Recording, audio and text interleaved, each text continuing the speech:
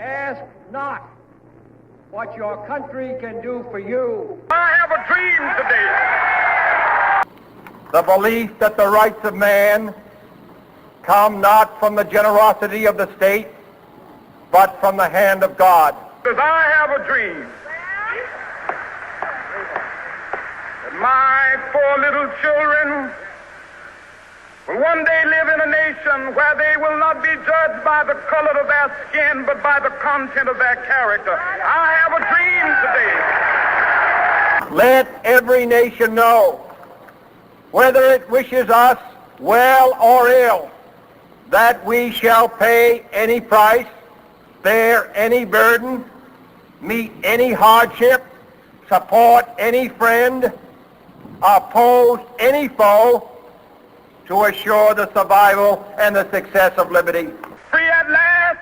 Free at last!